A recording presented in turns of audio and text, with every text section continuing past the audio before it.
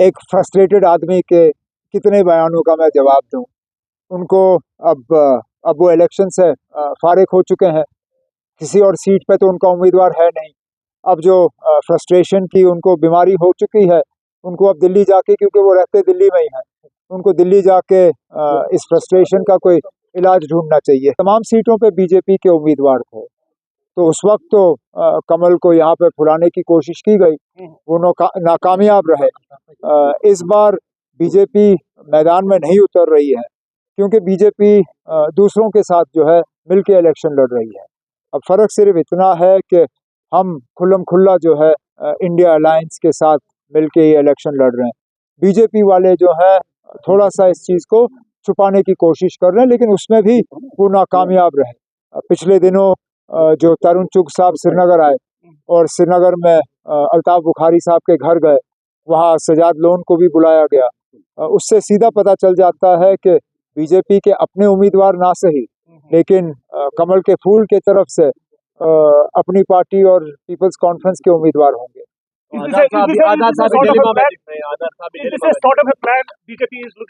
Plan तो ही होगा, BJP बिना प्लान के क्या करेगी, ये उनका प्लान है।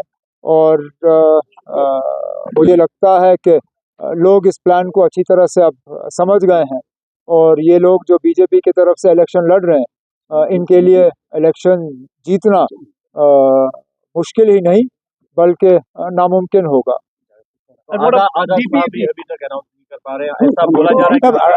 आजाद साहब ने खुद नहीं, आजाद साहब की पार्टी ने उनका नाम अनाउंस किया था। अब क्या मजबूरी बनी कि पार्टी की तरफ से ऐलान हुआ, लेकिन वो पीछे रह गए।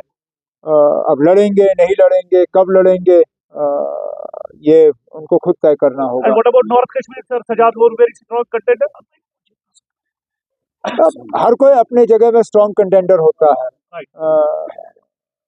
वोट आ जाने दीजिए, उसके बाद देखते हैं ना कितने स्ट्रॉन्ग कंटेंडर रहते हैं। वो भी कह रहे हैं कि कश्मीर की बर्बादी के लिए जालोन साहब।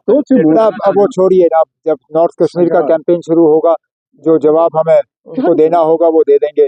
यहाँ अनंतनाग की सरजमीन पे बैठ के मुझे थोड़े ना उनकी जो है बातों पे टिप्पणी करनी है। हम यहाँ आए हैं लोगों के दिल जीतने।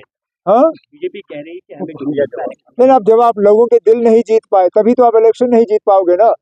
इसलिए वो मैदान में उम्मीदवार नहीं उतार रहे हैं। अब हमारे उम्मीदवार के मुकाबले में उनको उम्मीदवार मिलेगा नहीं, और इसलिए उन्होंने उम्मीदवार उतारा नहीं। सबसे बेहतरीन उम्मीदवार अगर आप देखें उधमपुर, रजौरी, पुंछ की सीट के लिए मियां अल्ताफ साहब हैं। वो आप भी जानते हो, मैं भी जानता हूँ, यहाँ के वोटर जानते हैं। एक वाहिद उम्मीदवार है जो पहाड़ के दोनों तरफ, क्योंकि ये पहली मर्तबा है कि अनंतनाग सीट के साथ रजौरी पुंछ का भी इलाका जोड़ दिया गया है।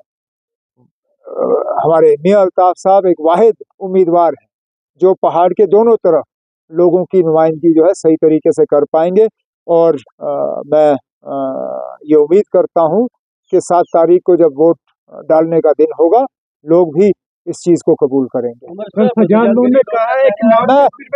मैंने आपसे पहले में बैठ के क्यों करूँ? आजाद साहब कॉलेज जो है टूरिस्ट ऑफ